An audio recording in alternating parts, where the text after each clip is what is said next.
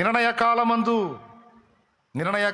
నీకు ఇవ్వాలనుకున్న ఇస్తాడండి. నిర్ణయ కాలం కావాలి దానికి. నువ్వు అనుకుంటే కాదు, దేవుడు నిర్ణయించిన సమయం రావాలి, అప్పుడు వస్తుంది నీకు, అది ముందుకు వస్తుంది. ఊహించని రీతిలో కార్యాలు జరుగుతాయి, అన్నీ కూడా టపి అయిపోతే కొలికి వచ్చేస్తావు.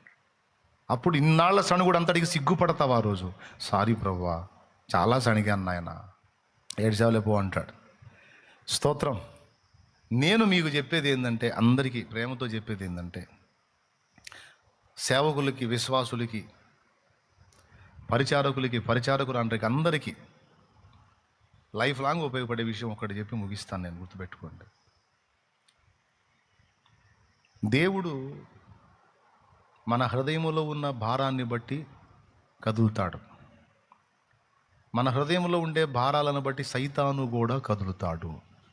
ఇది గుర్తుపెట్టుకోవాలి.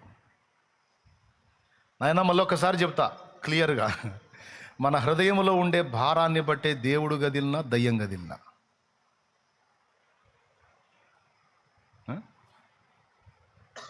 ఏ విధమైన భారాన్ని మనం కలిగి ఉన్నాం? కొంతమంది వినండి, కొంతమంది డబ్బును కూర్చిన భారాన్ని కలిగి ఉంటారు. సేవకులే, నేను వాళ్ళని విమర్శించట్లేదు, తప్పు పట్టట్లేదు. ఎందుకు డబ్బును కూర్చిన భారాన్ని కలిగి ఉంటారు దైవజనులు అంటే, సేవలోకి వస్తారు, కొన్ని రకాల సమస్యలు ఎదురవుతాయి, ఆర్థిక ఇబ్బందులు ఎదురవుతాయి. మంచిగా సౌండ్ సిస్టమ్ ఉంటే వాక్యం చెప్పడానికి కంఫర్ట్గా ఉంటుంది, కానీ సౌండ్ సిస్టమ్ ఉండదు.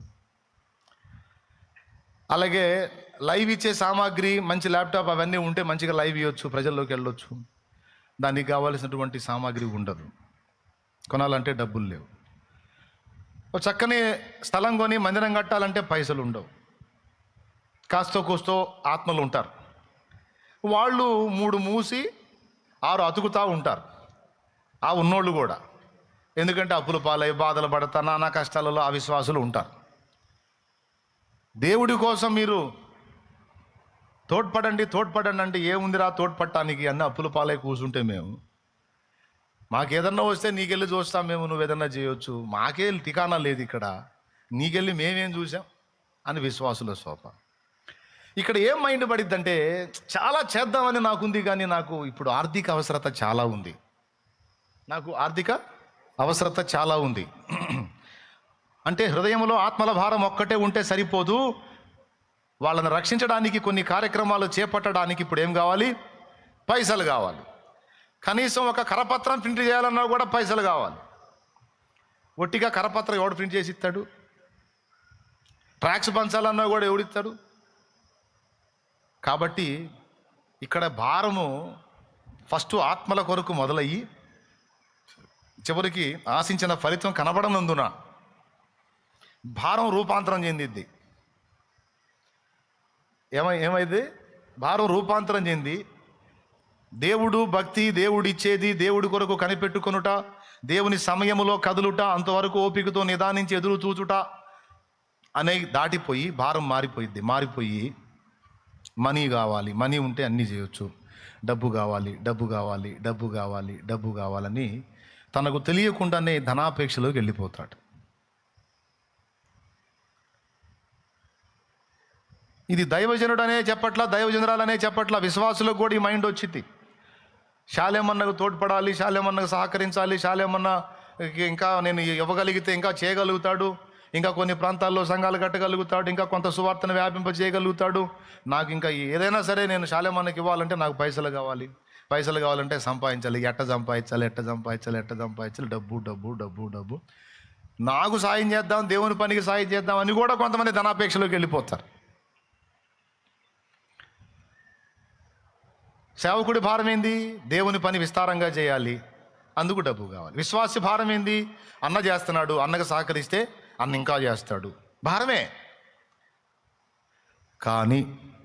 కానీ ఈ భారం, సేవకుడి భారం ఆత్మల రక్షణ మీద, దేవుని పని మీద ఓకే మంచిదే ఉండటం, అది ఉంటేనే దేవుని సేవ.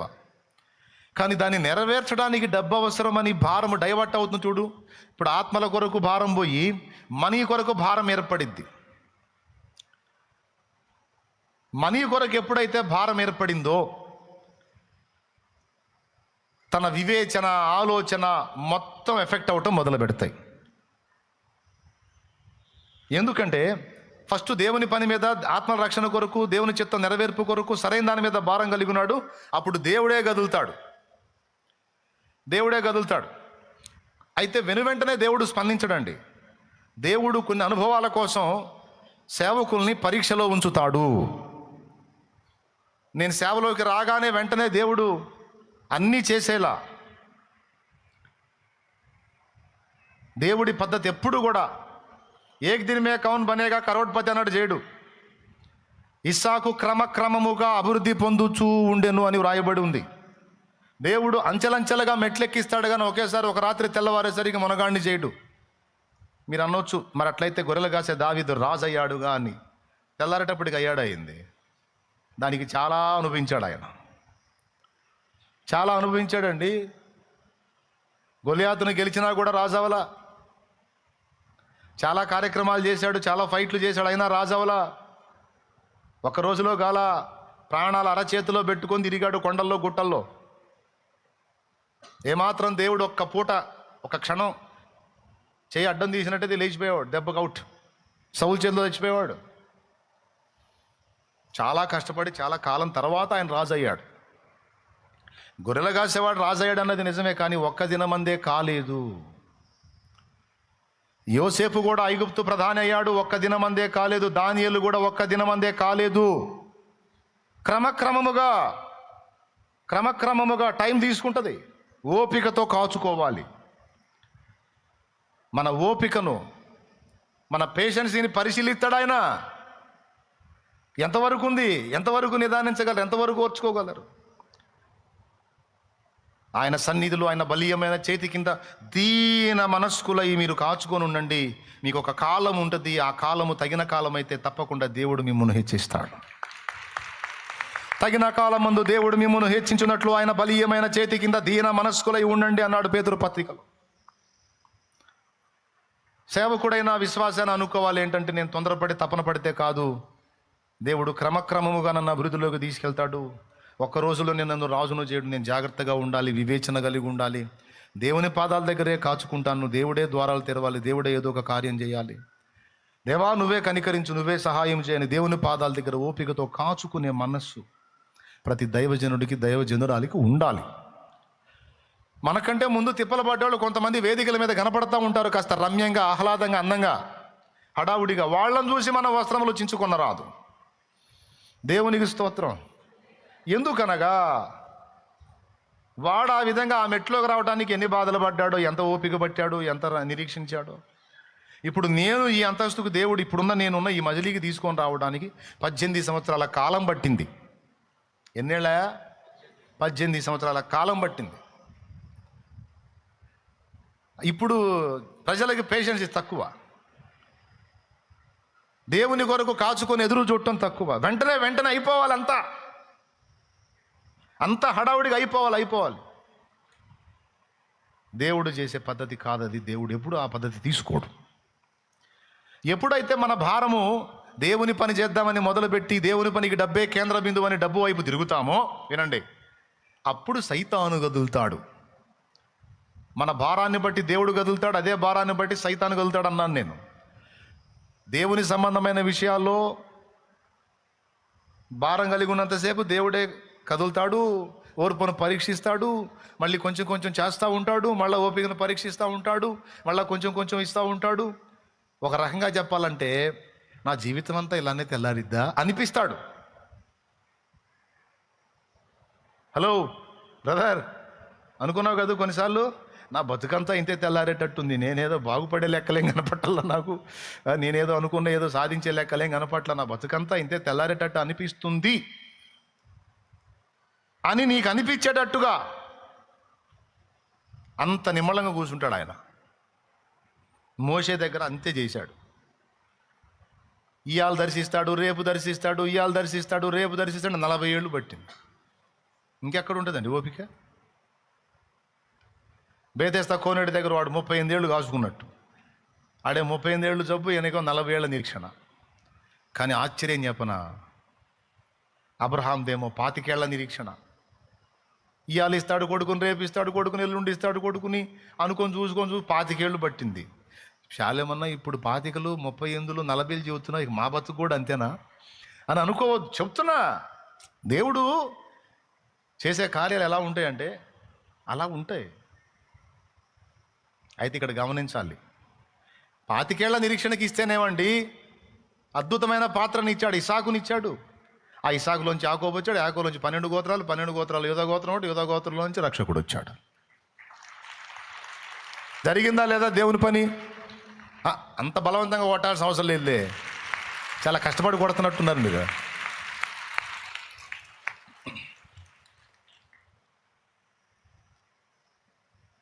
నలభై ఏళ్ళకు వచ్చాడు, దర్శించాడు. రా నా ప్రజల మొర నిజముగా నా దగ్గరకు వచ్చింది, నేను వారిని విడిపించుటకు దిగి వచ్చి ఉన్నాను రా అన్నాడు. ఏవా ఇప్పుడు వచ్చా? నేను మిద్యానికి వచ్చి ఎన్ని ఏళ్ళు అయిందే? 40 ఏళ్ళు అయింది. ఇప్పుడు వచ్చావు, సరుకు అంత అయిపోయి నాకు వచ్చావు. అదే 40 ఏళ్ల ప్రాయంలో ఇక్కడికి వచ్చాను కదా, అప్పుడే వచ్చినట్టయితే ఈ 40 ఏళ్ళు వాళ్ళని తీసుకొచ్చి వైనం చేసేవాడిని కదా. అరే నా లైఫ్ అంతా పోగొట్టావు కదేవా, నా జీవితం అంతా అయిపోయింది కదయా. సేవకుల హృదయాల్లో కూడా కొంతమంది మనసులో ఉంటుంది, ఎన్ని సంవత్సరాలు నిరీక్షించాలి ప్రభువా, అసలు ఆశే లేదు నాయన, నాకు చల్లారిపోతుంది ప్రభువా, నిరాశ నన్ను ఆవరించింది, ఇక నేను ఇంతకు మించి ముందుకెళ్ళలేని అనిపిస్తుంది దేవా అని ఏడ్చుకునే వాళ్ళు ఉన్నారు. మరి ఏందనుకున్నావు? కొండలలో, లోయలలో, అడవులలో, ఎడారులలో, అంటే నిజంగా కొండలు లోయలు అనుకుంటున్నారా? నిరాశ పెద్ద లోయ.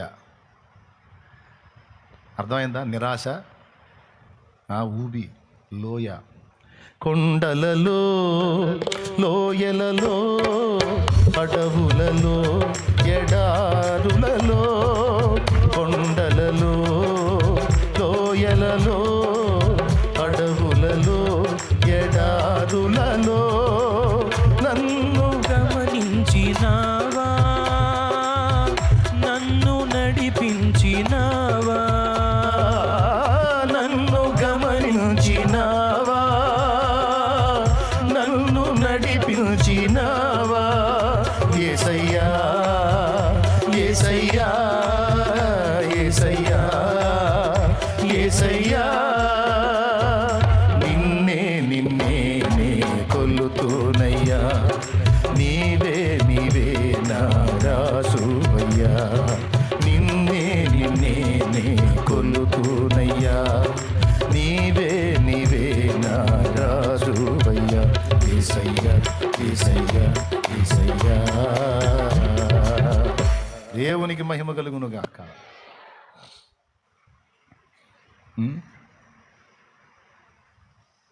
నిరాశ ఊబిలోకి దిగిపోతున్నట్టుంటుంది. ఏవేవో అనుకుంటావు, ఎదురు చూస్తూ ఉంటావు, సంవత్సరాలు గడిచిపోయింది, అది జరగదు. ఇంకా 7-5 పెళ్ళి, రేపు 5 పెళ్ళి, ఎల్లుండి 5 పెళ్ళి అంటావు, సంవత్సరాలు గడిచిపోయి నీకు 30, 32 వస్తాయి, 35 వచ్చింది, పెళ్ళి కాదు. ఇంకా ఆశ ఉంటుందా? ఇంకా నా కోసం ఎవడుంటాడు యేసయ్య? నాకు 35 వస్తే 37 ఏళ్ళు ఎవడుంటాడు పెళ్లి చేసుకోకుండా? ఇంకా పెళ్ళి అయిద్దా నాకు? ఇంకా లేదా ఆశ? స్తోత్రం అని ఇక నీకు ఆశ పోయిద్ది, నిరాశలోకి దిగిపోతావు, లోయలోకి వెళ్ళిపోతావు. స్త్రీ అయినా పురుషుడైనా చెప్తున్నానండి. మగపిల్లడు ఉన్నాడు అనుకో, నాకు ఇప్పటికే 40 వచ్చినాయి, ఇంతకాలం పెళ్లి చేసుకోకుండా ఎవరు ఉంటారు? ఆడపిల్లలు నా కోసం. లేదు లేదు నాయన, నీకు అలాగ అనిపించవచ్చు, కానీ దేవునికి సమస్తము సాధ్యమే. ఈ శాలమని ఇంతే చెబుతుంటాడులే, నేను చెప్పాను అనుకుంటే నీ కర్మ గాలిద్ది. నేనుగా జీవం గల దేవుడి దగ్గరకు వచ్చావు, నాతో మాట్లాడమని కూర్చున్నావు, ఆయన చేస్తాడు నీకు ఉపదేశం. జాగ్రత్తగా విను. నీ లైఫ్ని ఎలా డిజైన్ చేయాలో, ఎప్పుడు నీ ఎడల ఏ కార్యము నెరవేర్చాలో ఆయనకు తెలుసు. అందుకే తగిన కాలమందు, నిర్ణయ కాలమందు నీకు ఇవ్వాలనుకున్న ఇస్తాడండి. నిర్ణయ కాలం కావాలి దానికి. నువ్వు అనుకుంటే దేవుడు నిర్ణయించిన సమయం రావాలి, అప్పుడు వస్తుంది నీకు, అది ముందుకు వస్తుంది. ఊహించని రీతిలో కార్యాలు జరుగుతాయి, అన్నీ కూడా టపి అయిపోతే కొలికి వచ్చేస్తావు నువ్వు. అప్పుడు ఇన్నాళ్ల సణుగుడు అంతటికి సిగ్గుపడతావు. ఆ రోజు సారీ ప్రభువా, చాలా సణిగాను నాయన అని ఏడ్చావులే పో అంటాడు. స్తోత్రం. హల్లెలూయా చెప్పు గట్టిగా. నాకు 35 వచ్చినట్టు 37 ఉంటాడాడో వానితో మాట్లాడతాడు, ఆయన కార్యం చేస్తాడు. నీకెందుకు? ఇంకా ఎప్పుడు జీవితంలో భౌతికంగానైనా, సేవా సంబంధంగానైనా, ఆధ్యాత్మికంగానైనా నా దేవుడు కదిలితే నేను కదులుతా. నా దేవుడు అసలు ఎప్పటికీ కదలకపోతే నేను కూడా ఎప్పటికీ కదలను, ఇంతే కూర్చుంటా. నా దేవుడు ఇస్తే తీసుకుని, నా దేవుడు కదిలితే కదులుతా, నా దేవుడు వదిలితే అలాగే ఉంటా. నా దేవుని చిత్తమే. ఆయన బలీయమైన చేతి కింద దీనురాలనే కాచుకుంటా అనే హృదయం మనకెప్పుడు, సేవకులైనా విశ్వాసులైనా దేవుని ముందు కనిపెట్టేటప్పుడు ఇలాంటి మైండ్తో కూర్చోవాలి. నీ హస్తపు నీడకు పరుగెత్తగా, నీ శాశ్వత కృపతో నిల్పితివా. నీ హస్తపు నీడకు పరుగెత్తగా, నీ శాశ్వత కృపతో నిల్పితివా. నీ సన్నిధిలో దీనుడనై కాచుకొనెదని కృపయనడు. నీ సన్నిధిలో దీనుడనై కాచుకొ